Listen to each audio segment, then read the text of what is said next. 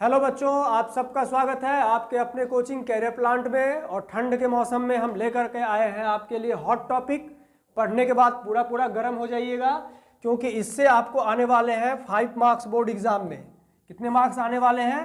5 marks. और plus अगर आपका बढ़िया रहा सब कुछ फ्यूचर तो 2 मार्क्स आप ऑब्जेक्टिव में भी लिख लीजिए।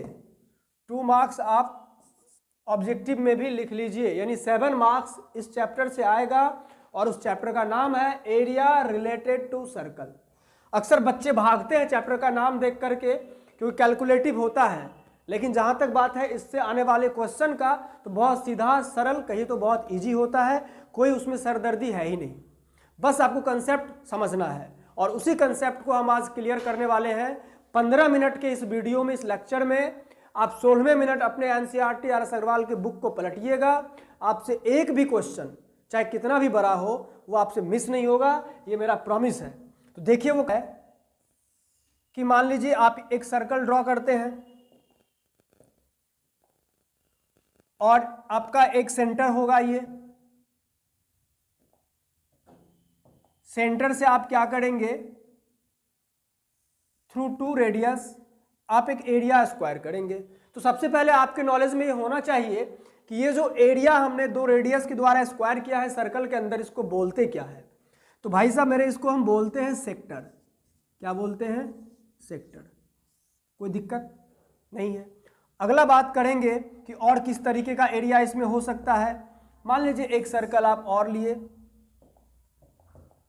फिर यहां से मैंने एक एरिया स्क्वायर किया। अब जो ये एरिया मैंने किया है वो कॉर्ड के हेल्प से किया है। जो 2 पॉइंट्स होती है सर्कल के प्लेन पे, उसको टच करने वाली लाइन को हम कॉर्ड कहते हैं। अकॉर्डिंग टू दिस प्रॉपर्टीज ये हमारा क्या हो गया? कॉर्ड हो गया। चलो कुछ नाम रख देते हैं इसका। अगर हम इसका नाम रख दें ए और बी, तो ए भी हमारा कॉर्ड हो गया। इस कॉर्ड से जो हमने एरिया स्क्वायर किया है, इसको हम लोग बोलते हैं भाई साहब सेगमेंट।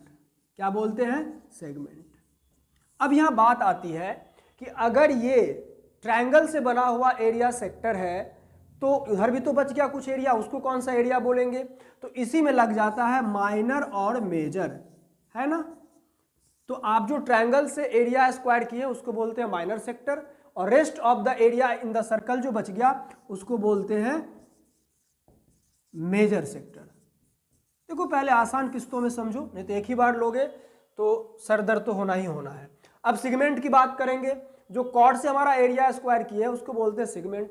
तो रेस्ट एरिया बच गया सर्कल के अंदर, तो यहां भी सेम चीज हम लगा देंगे, minor segment and major segment, and major segment. ये तो बात हो गई कि इस फिल्म में कौन कौन एक्टर है, उससे हमारा जान पहचान हो गया कि ये सेक्टर हो गया, ये सेगमेंट हो गया, ये माइनर होगा, ये मेजर होगा। इसको हम सेक्टर कब कहेंगे? जब 2 रेडियस से हम लोग स्क्वायर करेंगे। कॉर्ड सेगमेंट कब कहेंगे? जब कॉर्ड से एरिया स्क्वायर करेंगे। अब देखिए इसमें भी एक आता होगा आपका सेंटर। सेंटर से हम क्या करते हैं, जो रेडियस होता है वो टच कराते हैं, ठीक है। इसका नाम रख देते हैं यहाँ पे O, यहाँ पे O। अब इसमें आपको 4 एरिया इस चैप्टर में निकालने होते हैं, minor sector, major sector, minor segment, major segment. बाकी सर्कल ऑफ एरिया आप जानते हैं पाई आर स्क्वायर होता है, लेकिन फिर भी नहीं जानते हैं तो हम लिख देते हैं एरिया ऑफ सर्कल क्या होता है? पाई आर स्क्वायर होता है, राइट। अब हम बात करते हैं कि इस माइनर सेक्टर का एरिया क्या होता है। तो माइनर सेक्टर का एरिया आपको लिख देते हैं और आपको याद भी कर लेना है। माइनर सेक्टर का जो एरिया होता है वो पाई आर स्क्वायर थीटा अपॉन 360 होता है। जहां ये जो थीटा होता है ये कहां पे होगा? ये थीटा यहां पे होगा। यहां पे जो एंगल दिया रहेगा वो आपका थीटा का वैल्यू होगा, और आर जो हो गया वो आपका रेडियस हो गया, जिसे आप कह सकते हैं यहाँ पे ए और बी। ओ ए और ओ बी दोनों रेडियस है, जिसका वैल्यू ऑलवेज क्या होता है? सेम होता है, ठीक है। अब हम लोग बात करेंगे कि माइनर सेक्टर का एरिया कैसे निकालेंगे। तो भाई सिंपल सी बात है, अगर इस पूरे एरिया में से हम इस एरिया को माइनस कर देंगे, सबट्रैक्ट कर देंगे, तो आपका जो है मेजर सेक्टर का area, rest area of the circle जो है वो निकल जाएगा, जिसको हम लोग किस नाम से जानते हैं? Major sector. तो यहां पे लिख देते हैं मेजर सेक्टर का एरिया क्या निकलेगा, तो आपका सर्कल का एरिया क्या होता है, तो आप कहेंगे पाई आर स्क्वायर। अब माइनस माइनर सेक्टर का एरिया, तो अभी मैंने वहां पे लिखाया है पाई आर स्क्वायर थीटा अपॉन 360। अब इसी को बहुत कहीं पे पाई आर स्क्वायर कॉमन लेकर के लिखा जाता है, तो आप ये मत समझिएगा कि फार्मूला अलग है। बेसिक फार्मूला यही है कि माइनर सेक्टर अगर निकालना होगा तो डायरेक्ट हम ये फार्मूला लगाएंगे पाई आर स्क्वायर थीटा माइनस 360, और माइनर के अलावा जो बच जाएगा जिसको हम लोग मेजर कहते हैं, मेजर सेक्टर, उसका एरिया जब निकालेंगे तो सर्कल के एरिया में से हम माइनर सेक्टर के एरिया को क्या कर देंगे, सब्ट्रैक्ट कर देंगे। तो हमारा ये एक माइनर और मेजर सेक्टर का काम क्लियर हो गया। ठीक है, अब हम लोग बात करेंगे सेगमेंट का। अरे यही 4 चीज तो पढ़ना है, इसी पे तो एग्जाम में नंबर एकदम फूक फूक के आएगा, लेकिन तुम लोग ये भी नहीं पढ़ोगे भाई तो दिक्कत है। चलो अब हम लोग बात करते हैं सेगमेंट का। सेगमेंट में जब हम आते हैं तो थोड़ा यहां से जो मार्क्स आएगा, क्वेश्चन बनता है वो 5 मार्क्स का बनता है। टफ नहीं है, कैलकुलेटिव है। समझिएगा कैसे। अब हमको इस एरिया को निकालना है, क्योंकि आपको पता है मेजर निकालना बहुत आसान है। मेजर क्योंकि माइनर अगर निकल गया तो पाई आर स्क्वायर में से माइनस कर देंगे तो हमारा निकल जाएगा मेजर।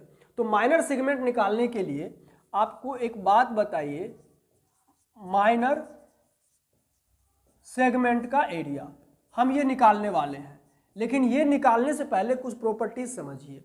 देखिए ये थीटा रहेगा आपका मान लीजिए अगर 60 डिग्री, तो अगर ये थीटा 60 होगा, मान लीजिए हम यहाँ पे 60 लिख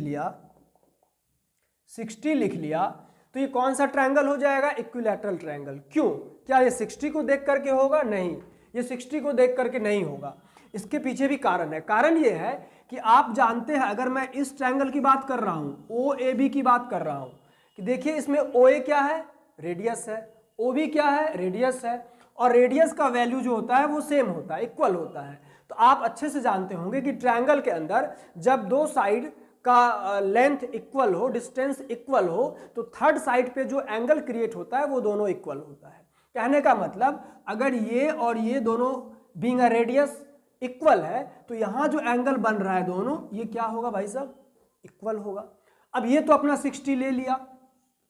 आप जानते हैं ट्रायंगल के तीनों एंगल का सम कितना होता है, 180। अगर ये इसको 60 दे दीजिए तो 120 बचा। इसी 120 को ये दोनों भाई साहब आपस में आधा आधा बांट लेंगे। तो जब आधा आधा बांटेंगे तो इसको भी मिल जाएगा 60 और इसको भी मिल जाएगा 60, और जब तीनों एंगल इक्वल हो गया तो इसी को हम बोलते हैं इक्विलैटरल ट्रायंगल। क्योंकि साइड भी, क्योंकि अब मान लीजिए ना कि अगर ये दोनों एंगल 60-60 तो ये दोनों साइड इक्वल होगा, ये दोनों 60-60 तो ये दोनों इक्वल होगा। इट मीन्स तीनों साइड जो है इसका इक्वल हो गया। तो इक्विलैटरल ट्रायंगल का फॉर्मूला बहुत इजीली जानते हैं, √3/4 इंटू साइड स्क्वायर, है कि नहीं है, ये जानते हैं। और आप ये बताओ सेक्टर का एरिया बताओ, ये पूरा होता है सेक्टर, आर्क ले करके इसको हम क्या बोलते हैं, सेक्टर बोलते हैं। ये आर्क ले करके, देख रहे हो ना मैं पूरा एकदम गाढ़ा कर दिया, इसको क्या बोलते हैं, सेक्टर। अगर सेक्टर में से ट्रायंगल का एरिया माइनस कर दोगे, ये वाला एरिया माइनस कर दोगे, तो ये सेगमेंट नहीं निकल जाएगा, निकल जाएगा। तो सेक्टर का एरिया तो आपको पता है, क्या पता है, पाई आर स्क्वायर थीटा 60। ये किसका है, ये आपको सेक्टर का एरिया पता है, माइनर सेक्टर का। माइनर सेक्टर में इस ट्रायंगल के एरिया को अगर हम माइनस कर देंगे तो आपका क्या निकल जाएगा, माइनर सेगमेंट ये होता है। ये फॉर्मूला कब होगा, जब आपका एंगल 60 दिया हुआ रहेगा, लेकिन देता नहीं है, इतना आसान देगा नहीं, तब आप कैसे जाएंगे, तब आप कैसे बनाएंगे। तो वहां जाने के लिए आपको हम बताते हैं, ये फॉर्मूला को नोट कर लीजिएगा। अगर एंगल 60 दिया तो डायरेक्ट लिखिएगा minor segment is equal to area of minor sector minus area of triangle OAB। अगर आपने इक्विलैटरल वर्ड को ऐड कर दिया तो बहुत बढ़िया हो जाएगा, बहुत क्लियरिटी आ जाएगी, और डायरेक्ट इसका फॉर्मूला लिख दीजिएगा। और भाई साहब ये जो A है ना, ये समझिए R ही है, ये R ही इसका A है, ठीक है ना, ये R ही इसका A है। तो ऐसा मत समझिएगा कि A का वैल्यू अलग है और R का वैल्यू अलग है। तो ये तो मैंने माइनर सेगमेंट का बताया, जब इक्विलैटरल ट्रायंगल आएगा 60 आएगा तो मेजर कैसे निकलेगा, और अगर माइनर निकल गया तो सर्कल में से माइनर माइनस कर देंगे, मेजर निकल जाएगा। अब बात करते हैं अगर 60 डिग्री ना हो तो तब क्या होगा, तब तो मामला फंसेगा, और नहीं ही होता है ना, नहीं ही होता है। अच्छा एक बात बताओ, अब थोड़ा सा हम इसको साफ सुथरा कर दे, बहुत टाइम तो लगेगा लेकिन थोड़ा सा कर ही देते हैं। चलो, जल्दी का काम शैतान का होता है भाई, तो आदमी वाला काम करना चाहिए। चलो, हमारा काम यहीं से हो जाएगा। अब देखो, ध्यान लगाओ, ध्यान ये लगाओ, हम एक काम करते हैं, यहां से एक लाइन हम इस पे परपेंडिकुलर खींच देते हैं, खींच देते हैं, खींच दिया, वेरी गुड। अब अगर यहां से परपेंडिकुलर लाइन हम खींच दिए तो ये तो आपका आर है, ये वैल्यू आपको दिया हुआ रहेगा, ऑलवेज ऑलवेज दिया रहेगा। आप जानते हैं एक पूरा यूनिवर्सल फॉर्मूला होता है एरिया का, 1/2 इंटू बेस इंटू हाइट, ये यूनिवर्सल है, किसी भी ट्रायंगल में लगा दो ये फॉर्मूला, उस ट्रायंगल का एरिया निकल जाएगा। लेकिन इसमें ना आपको बेस दिया रहेगा ना आपको हाइट दिया रहेगा, तो कैसे जाओगे? पहले जब अगर बेस नहीं दिया हुआ है तो मैं आपको एक प्रॉपर्टीज बता रहा हूं ज्योमेट्री का, जब सेंटर से किसी भी कॉर्ड पे परपेंडिकुलर लाइन खींची जाती है तो कॉर्ड को वो 2 इक्वल पार्ट्स में डिवाइड करती है, ठीक है। तो ये आपका ए बी कॉर्ड है, आपने सेंटर से परपेंडिकुलर लिया है, तो इट मीन्स क्या हो जाएगा, इसको मान लो P, तो आप कहेंगे AP इजिकल टू AB, हो जाएगा ना। अगर इस पूरे लेंथ को हम x मान ले, अगर AB बराबर हम x मान ले, तो ये AP क्या हो जाएगा, x/2, हो ही जाएगा x/2। अब बात आती है, यहाँ पे कुछ एंगल होगा, मान लो यहाँ पे 120 है, अगर यहाँ पे 120 हुआ तो ये 60 हो गया और ये 60 हो गया, कोई दिक्कत? अब देखो ये 60 और जब भी ये 90 है तो 90 और 60 कितना हो गया, 150, तो ये एंगल हो गया आपका 30 डिग्री, हो गया। अब हाइट एंड डिस्टेंस में चलेंगे कि ये एंगल पता है, ये वैल्यू मान लो कुछ ना कुछ हमको दिया हुआ है और ये हमको निकालना है AP, तो इसको बोलते हैं H यानी हाइपोटेनस, इसको बोलते हैं B यानी बेस। और H और B में जो रिलेशन देता है, एक देता है कॉस और एक देता है सेक। कॉस 30 बराबर लिखोगे तो आपका हो जाएगा H/B यानी OA/AP। OA का वैल्यू दिया हुआ है, cos 30 का वैल्यू होता है √3/2। इससे आप क्या करोगे, AP निकाल लोगे। जब AP निकाल लोगे और AP को डबल करोगे तो आपका AB निकल गया, क्योंकि AB is equal to 2 into AP है ना, जब ये हाफ है तो डबल करने से AB आ जाएगा। तो आपका बेस निकल गया।